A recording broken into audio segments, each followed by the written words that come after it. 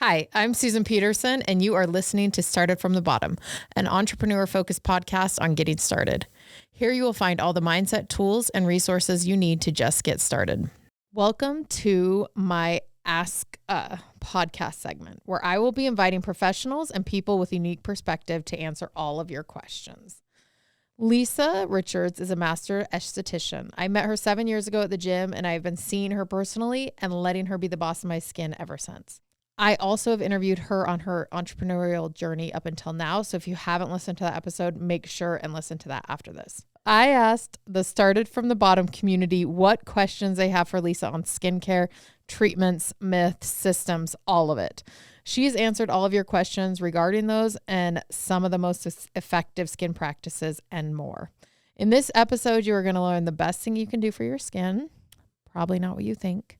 Which one of her kids has the best skin regimen, and what tools are worth the hype and the investment. Here's Lisa.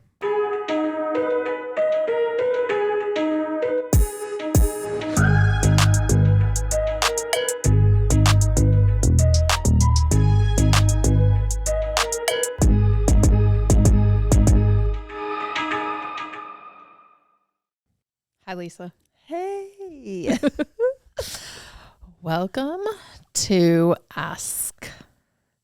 What are you? You're An esthetician. a master esthetician. Master esthetician. Welcome to Ask a Master Esthetician. So I crowdsourced these questions from people on your Instagram and mine. Yeah. And I'm just going to jump right in. Yes. Okay. She says, what does acne outlining the border of your, what does acne, hold on. How would you say it? What is acne outlining the border of your lips a sign of? Okay. So yeah, that's like, we're seeing acne on the lip line. Very clearly that is lip product. Because there's most people, even if it's chapsticks and things, it's a lot of waxiness and you don't expect that. Like you're not going to get it, up higher on the lip, but the lip line, it's different. And those pores, like just getting clogged with the oil glands there. So we see a lot of people who get like blackheads. Yeah. And that's usually what they're talking about. Yeah. Yeah. Blackheads around the lip line. We'll see it on boys. Yeah. Or they have an overprotective oil gland there. We just extract those because if they get big, they're painful to get out. Okay. So change your lip stuff. Yeah. Might I suggest Ormedic? Yes. By Image. It's the best stuff ever. I can't survive without it. Okay. Is Botox really the only way to get rid of visible wrinkles? Yes and no. If you want something immediate and completely gone, then yes. But also Botox will do wrinkles that deal with dynamic muscle movement. And so there's that expression line that is emphasized over and over and over. And it really makes like a literal crease in the muscle. And so you can't just like get rid of that any other way because Botox is going to work with that muscle and that you can't contract it anymore. So like on your forehead. Yeah. So eyes, right between the eyebrows, yes. Forehead, that dynamic muscle movement, those kind of wrinkles. If people see deeper wrinkles elsewhere, like coarse wrinkles elsewhere, Botox doesn't do that. But getting rid of them, yes, because you're not going to stop making those movements. Yeah. But if we're going to look at treatments that can lessen them, microneedling, laser product, retinol. HIFU. Yeah. HIFU. How do you know which retinol to get? Ooh. Okay. So which retinol to get? We're looking at age, the rest of like skin concerns. If there's well, she says she has normal to dry skin. Okay. So if you're normal to dry skin, I bet you're not going to tolerate the majority do not tolerate a prescription retinol well. That's me. Yeah. Because you're going to get all side effect and not realize the benefits. You can't use it enough. Actually my eyes get puffy and then it's like, what's the point of all this? Right. Yeah. Because it's like, you're going to like suffer through it and have red, irritated, puffy, dry skin for some anti-aging benefit. So that's why we go for retinols, which are OTC, something, you get from a professional like myself, and you'll tolerate them much better. So for a dry skin, 100% go that way. Mm-hmm. And sometimes if I'm feeling really dry, I'll cut it with like moisturizer or something. Just like, so it's in there. I'm getting the stuff I need, but it'll still deliver to the skin. Yep. And I would have either it's moisturizer or serums before, after. That's going to increase your tolerance. Got it.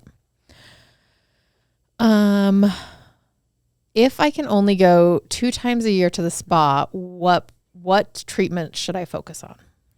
Okay, my favorite word is it depends, because I always say it depends because I got to be technical. But are we going for relaxation, enjoyment of the experience, or are we going to the spa for progress, improvement, rejuvenation? I would say progress. Okay, so progress. Because I know the person who asked this, so I would say progress. So if it's only 2 times, this is contradictory because you're not going to see benefits in one treatment, but I still would choose microneedling or a chemical peel. Like, do microneedling early in the year, do chemical peel later in the year, because even if you're not getting the benefits of doing a series of them, you're still getting like a lot. You're doing something really helpful for your skin. I'm going to double click into that because you said microneedle or peels later in the year. Peels are the best in the fall and winter. Why?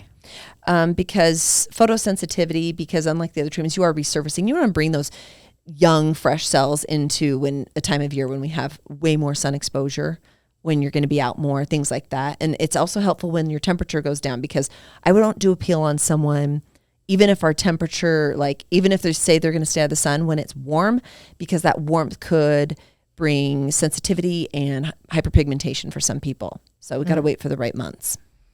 Okay. And then, so you're saying peel in the fall, microneedling in the spring. Yeah, because you can do microneedling any time of year.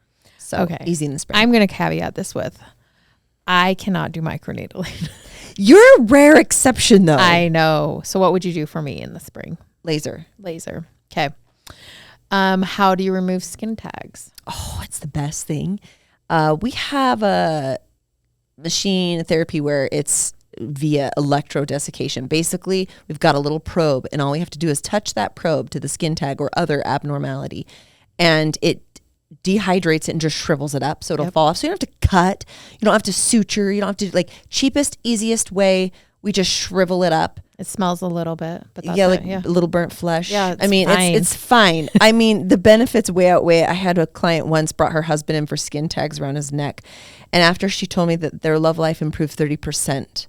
Because she didn't have to look at them. She didn't have to see the skin tags anymore. So to see benefits. Those flopping in the wind.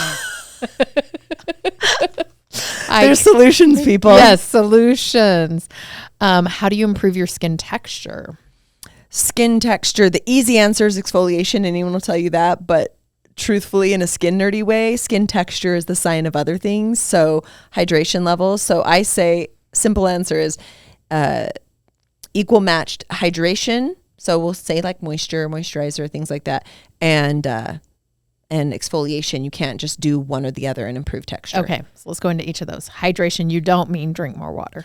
Right. Oh, good to point that out, because that's when I say, oh, your skin's dehydrated, people go, I should drink more water. And I'm like, well. I've said those exact same words to you before. Yeah, because you cannot drink enough water. Your skin gets the last of what you put in your body. So same with your nutrition. It needs it, but it's getting the last of it. So same way, you can't take oral vitamin C and have that play into your skin. Skin gets the last of everything. So you have to drink water, but you can't moisturize your skin by drinking enough water. So hydration's going to come in the deeper levels through good serums that bind water, and then topically to protect and hydrate the surface and kind of hold it in. Yeah. Moisturizer. That's why they usually make it with emollients and things that stay superficial. Yeah. So I love a hyaluronic acid. I love a peptide. And I love your Skin Barrier Night-Aid. Yeah. I actually put that marriage there on my skin every time I jump on a plane. Oh, yes. Because planes are one of your most dehydrating environments. Yes.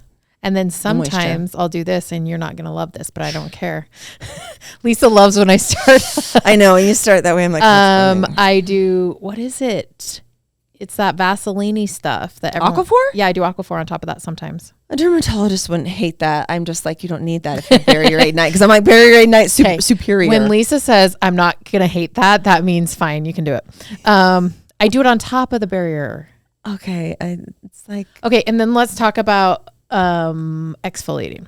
Oh, yeah. Do you mean St. Ives? Oh, X to the no. Do you need my little mitt that I take my I have a distaste for I have a distaste for mechanical exfoliation. So nothing with texture. Yeah, I mean, it's not everyone agrees with that. I just don't prefer it.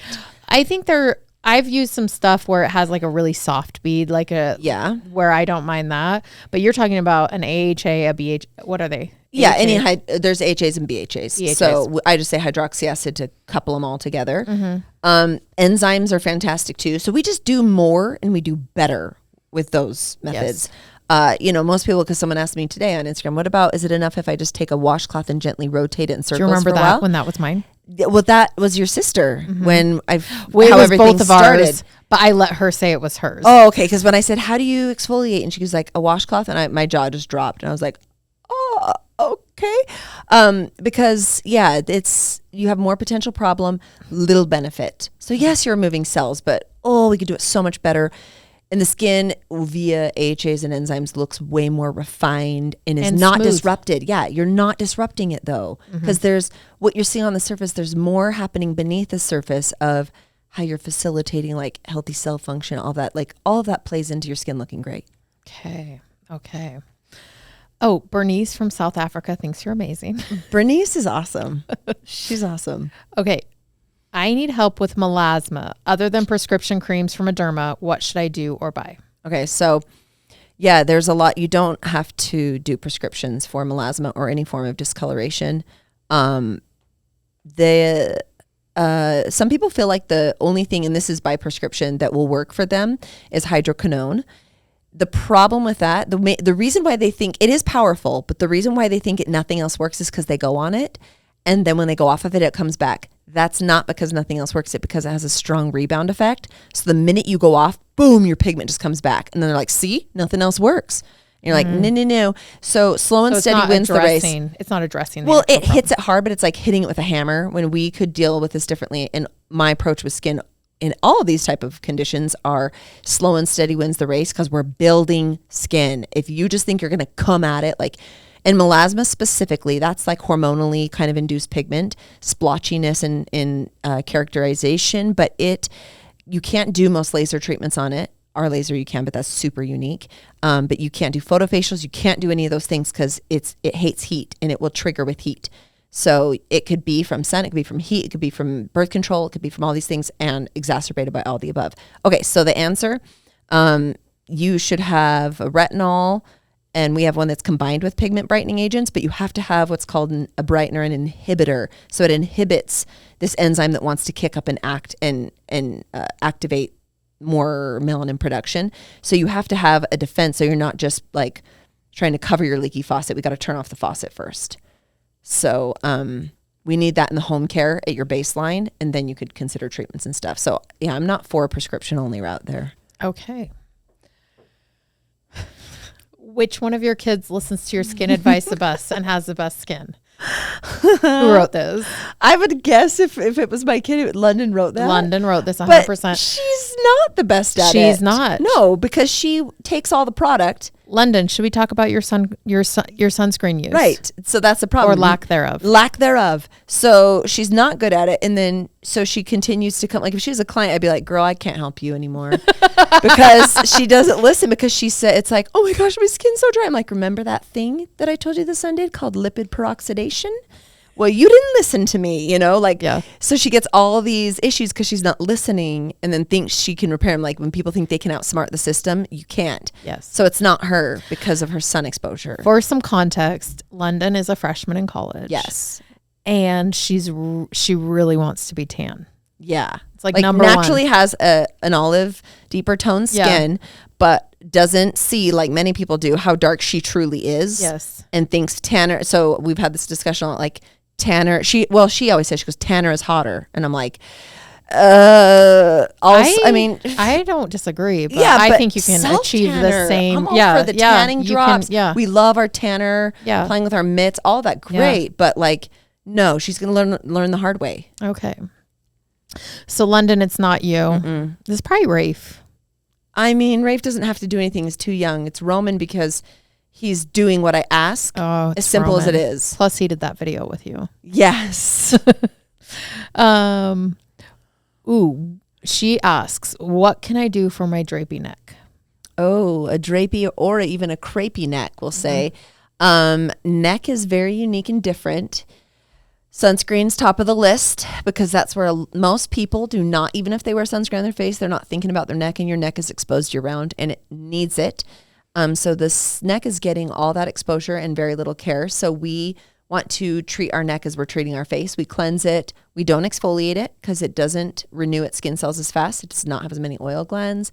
So we don't put retinol on the neck either. So we use a neck cream that works with specific concerns of the neck, texture, all of that. But I would say at the least cleanse it, put your serums, moisturizers, and sunscreens on your neck. And then beyond that, if you have, like, if there is a lot of sagginess, just skin laxity overall, then we look for, something like laser HIFU.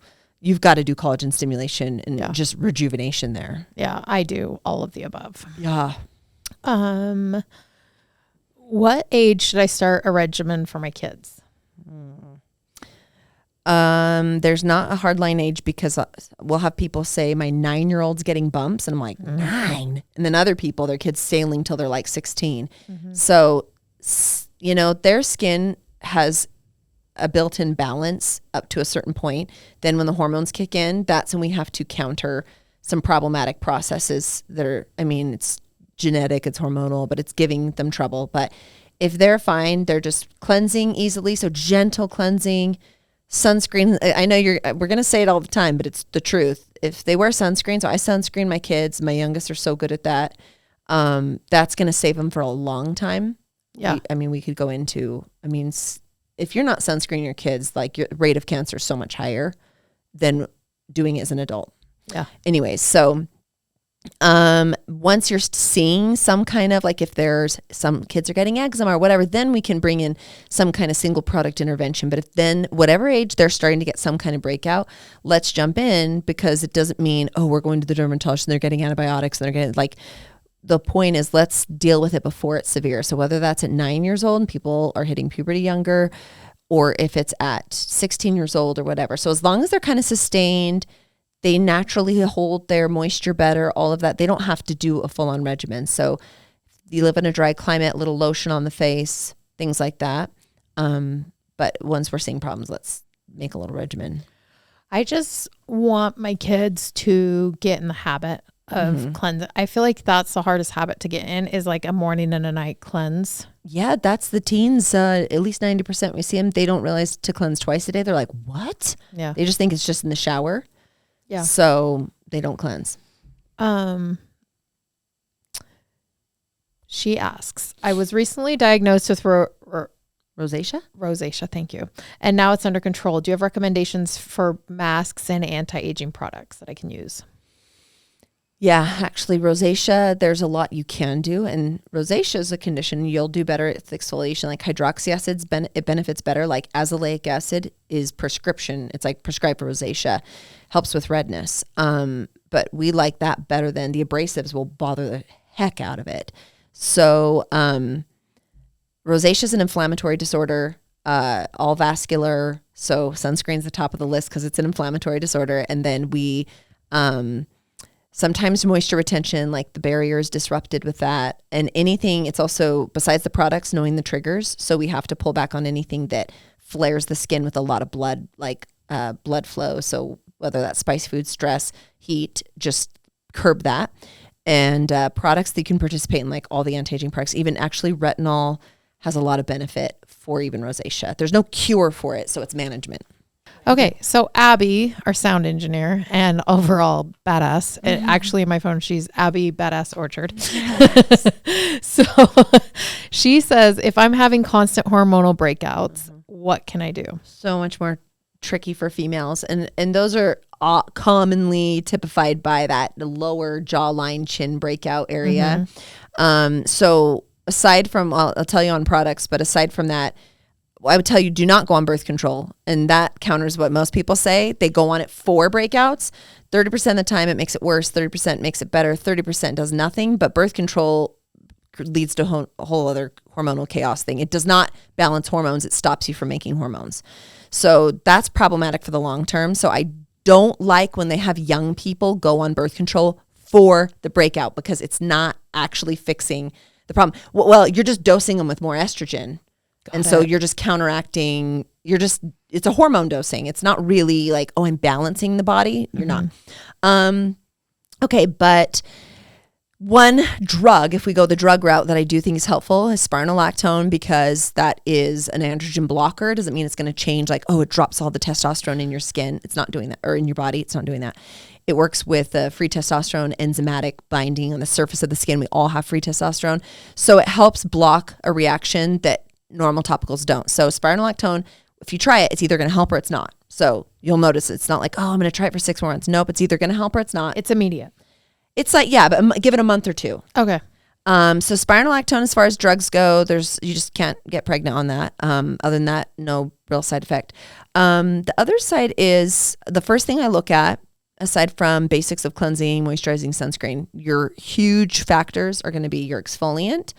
And if there is, like we're talking beyond blackheads, if there's any redness, any inflammation, we have to have benzoyl peroxide. So that is the alternative to antibiotics. And now they pair benzoyl peroxide with antibiotics so that you don't build a resistance, because you build a resistance to antibiotics and you don't build a resistance to benzoyl peroxide. And so benzoyl peroxide oxygenates the follicle to kill the bacteria. So we don't need antibiotics. Benzoyl peroxide will do it. And the other side is the exfoliation, because we're eliminating, that's a different factor of why you break out. To break out, you have to have oil, cell accumulation, and inflammation, and bacteria. We all have bacteria. It's only problematic once it gets trapped. So from the cells not turning over. From the cells not shedding off, they're sticking. The oil's coming out and it's sticking. So if we shed the cells off enough with exfoliation, that's great. But also, depending on the acids we're using, they have their own properties to be germicidal or help break that up in the follicle. So it stops the beginning of the breakout that resides, that collection of cells in the pore. So exfoliation is one part of it. Benzoyl peroxide's part of it. Inflammation is more like, don't pick at your skin. Sometimes you could say anti-inflammatory diet, other factors like that, stress. What? I'm just thinking how turned on you are about skin. Well, I mean, I couldn't help it when she says I struggle with breakouts. Like, let's talk about it. Lisa's like, let me get my hands on you. It's so, I want to do all of it. Like, you want to do all the skin. Yeah. Mm-hmm. Okay. So we'll get your regimen, Abby. Yeah. Okay.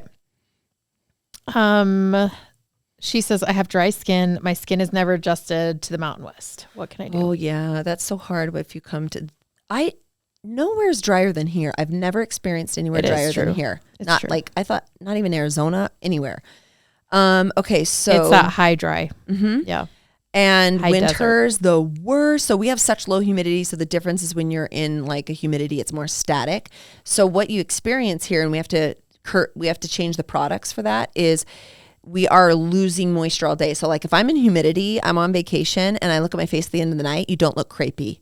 You like kind of look maybe sweaty, if anything, right? Glistening. Yes, but you don't look dry and crepey. Here, by the end of the night, I will get less plump and dewy looking as the day goes on, because our moisture is just evaporating. It's called transepidermal water loss. It evaporates from the lower layers out the surface of the skin. So how do we curb that? First, look, we talked earlier, we put serums in that bring moisture into the skin because we don't have it in the environment really, and skin needs that for healthy existent environment. And then we need to kind of seal the top off. Aquaphor. Oh, no, not Aquaphor. Oilier skin has less problem with this. So in naturally dry skin, you're lacking lipids. You do not have as many lipids or oils at the surface. So we work on things like the skin barrier, not exfoliating too much. So we maybe bring the exfoliation down a little bit, and we have moisturizers or things that, and I have a beautiful facial oil that you tap on the surface and it reinforces the barrier. So think of putting the moisture in, locking it in. Okay. So I actually have normal to dry skin. Mm-hmm. And so we've worked on this with me a lot. I use, Lisa has a line of products. What's the name again? My line? Yeah. LGK. LGK. That's right. So she has this gorgeous, beautiful, luscious. Oh, I'm obsessed. This is my favorite product you've come out with. Cream cleanser. Oh, yes. Her cream cleanser. Gentle cream. So if you have dry skin, you need this. The first time I used it, I texted you and I said, what? Do you remember? Well, you said a couple things. Your skin feels like it lives in humidity. That was the number one thing I noticed. Yeah. Like all day and all night. Mm-hmm. So I use it both morning and night. Yeah, that's a important point. Gentle cleansing, so especially like even cream cleansing, not oil cleansing, but cream cleansing for dry skin, because so many people think that cleansing is about like hygiene, to where like if I cleanse, squeaky clean is not healthy. You don't want squeaky clean. No, I'll double cleanse like probably twice a week, maybe. Yeah, that's good. But if your face ever feels tight and dry after, then we're lacking. This cream cleanser though, how much is it? It's $20. $20. You guys, it is the biggest bang for your buck I think that you can get. And it's a small bottle, but that sucker lasts longer than your Cetaphil will, I'll tell you. Oh, it does? Yeah. No. I don't know. We're just liberal with our products because we just feel like it's like we just pour them over our face. Right. So I use that. Then I use your vitamin C and E serum first thing. Then I use my hyaluronic acid. I'll do a peptide here and there, probably every day, but not every night. Then I do a retinol. Yes. Twice a week I exfoliate, and sometimes that's even too much for me, like in the winter. Yeah, and that's okay because retinol is speeding your cell turnover, and then the when you're not oily, is like taking it off. No. It's less of a concern. And then I do her oil. What's your oil called? Calm Replenish. Oh, this oil, you guys, it is so good. So I would say you don't have to do all of that. I am, what do you call me? I am an enthusiast. We call it enthusiast. I'm like It was a nicer word than junkie. But I would say cream cleanser, the vitamin C and E, and the oil. Like I would say those three are just. Dry skin though, don't discount retinol because it naturally increases what we call natural moisturizing factors. I'll do it all. It stimulates hyaluronic acid in your skin. But even if you just get this cleanser for $20, that's like the same price you're going to pay at Target. I know. Okay. I love this question. Are collagen drinks for real? Oh, it depends on the drink. They have a lot of boxes to check. So let's talk about number one. Okay. Number one. If it comes liquid.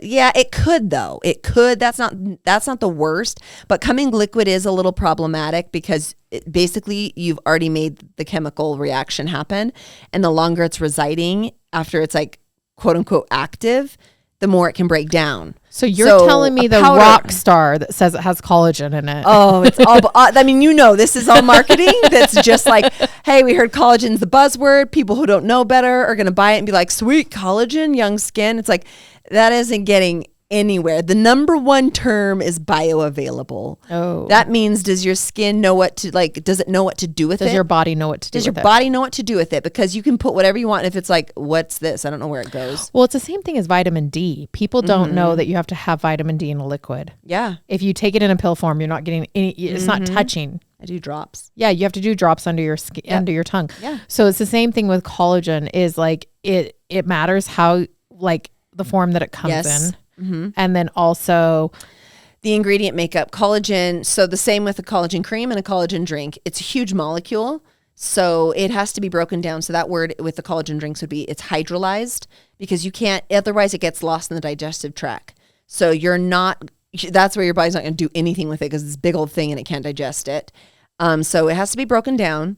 A marine form is way better than other forms. Than a bovine. So we're looking for marine collagen. They're cleaner, essentially.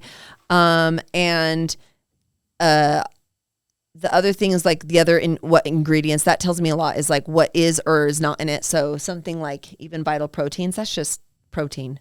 It's collagen protein. Yeah. It's not going to do anything for the youth of your skin. No. But there's also your joints, right? Like you said, your skin comes last. Yeah. And so it's where, this is biochemistry. You're not getting very far though with a collagen drink for your skin. No, I mean, well, it can increase the moisturization of the skin naturally, but there's very few that I've ever seen, because the last thing that hardly anyone does, you can put whatever you want on paper. You can say this ingredient's been shown to do this. Doesn't matter. If you don't have a human study to prove it, doesn't matter. And Vital Proteins doesn't even have that. Hardly anyone has it. Rockstar's not going to have that. You have to have a human study. No. Have it? You have to have a dedicated human study to show what's that? Measuring I like tissue. that pill one that I took, Jan Marini. They didn't have a pill one. No, she suggested it. Oh gosh. It's one you take after surgery to improve your ligaments. It's like, what was that one? I don't know. Yeah, it's good though. Okay. But I actually can only I do one bottle and then I lay off it for a little bit because it is so intense. I'll look it up for the show notes. Okay. That's what real podcasters say. Okay. Ooh, this is good. He says, what tips do you have for men? Blackheads, wrinkles, aging, etc.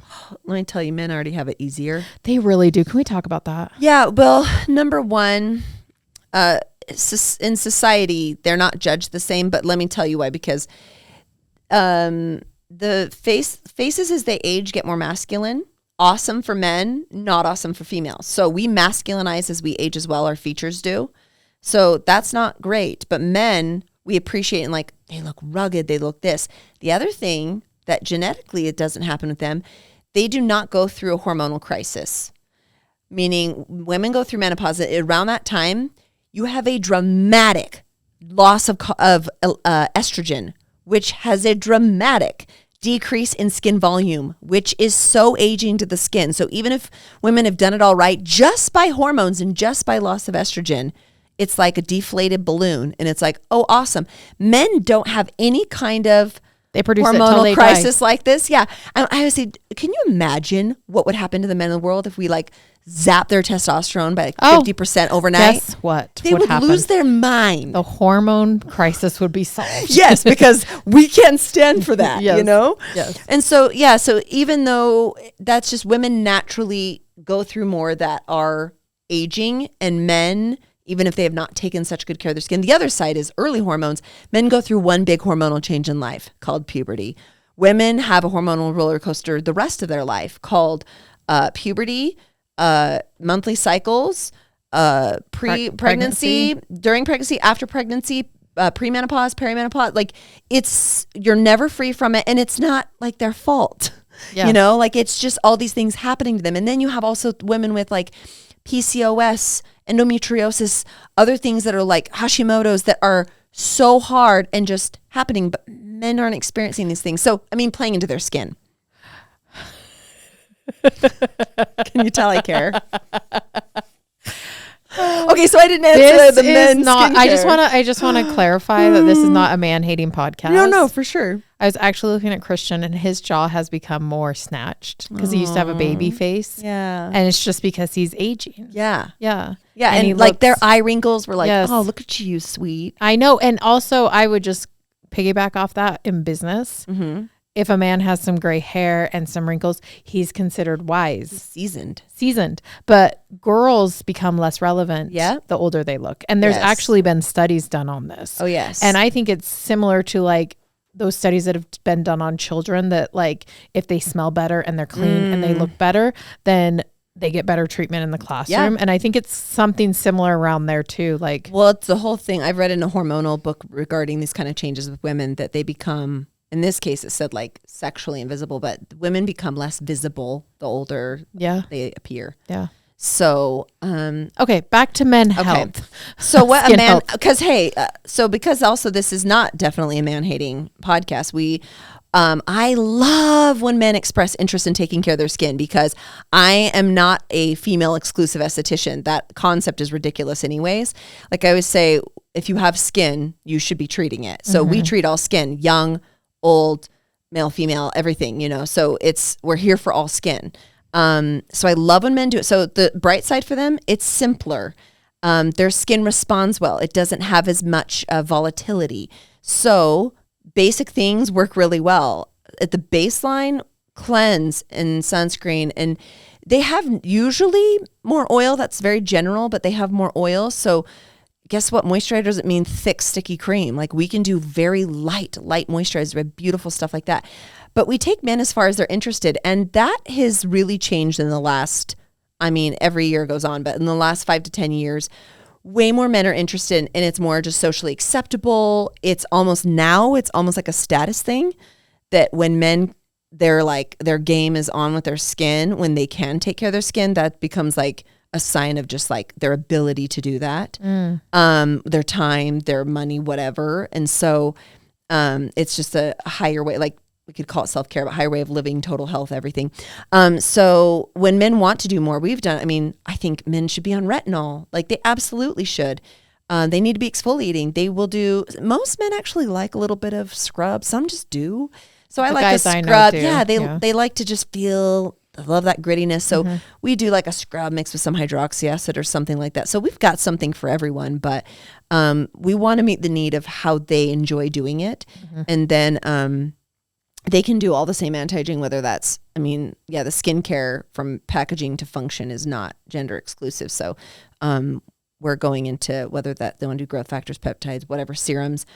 Easy peasy. They respond really well and their skin will look great. And it's whatever just get started. Get started. I feel like every time Charlie and Ryan come over for dinner, we do our, they love. I know they love raiding the drawers. They love jumping into my skincare drawer. I love it. Yeah, they love it. I love it. But if men do have a lot of blackheads, get extractions, please. Yeah, go get it extracted. Okay. She says, I'm on a budget but would love to start investing in my skin more. What is the best bang for my buck? If I'm going to answer this correctly, bang for your buck. So I say the areas we don't compromise. I'll give you 3 and then I'll narrow it down. Vitamin C, hydroxy acids, and retinols. And sunscreen. But see, I'm okay if someone wants cheap sunscreen. Sunscreen is a category. Yeah. It doesn't mean it won't work. The difference between a pricier or cheaper sunscreen is, among some other extra things, feel. So cheaper sunscreens often don't feel very nice. It's not a luxurious. And the scent. Yeah. So you often don't like how they feel, but you can wear a cheaper sunscreen. It will work as far as skin protection. You just may not love it. So I prefer that you do love it. But where you can't compromise, like don't buy $10 vitamin C on Amazon. No. That's a waste of money. It's not going to do nothing for you. That was a double negative. It's not going to do nothing. Not going to do nothing. It's not going to do anything for you. Okay, but sometimes don't. Okay. Just I agree for face. Yeah. Oh, you're going to say body? Yeah, okay. For my body. Body's different. Sometimes I will go to Ross or TJ Maxx and just get like some fun vitamin C's. Okay. Because I also love to do a vitamin C, a retinol, and a lotion on my body. Yeah. And those I just think, hey, if it's like $10 and I use it in like a month. Well, there's I think it's Olay body wash that has some retinol, and I'm fairly confident in some of that. Don't you dare put it on your face. But for a body wash, for me, it dried me. But if you did that a few times a week, you actually do have some of the retinol benefits. Those larger companies have plenty of money in the research and they hold many a patent, and so they can put a decent form in. Olay body wash. Treat it like a 3-in-1. Wash your hair, your face, and your body. Yeah, don't even. The idea when I see a men, like they do this with men's washes, like 4-in-1.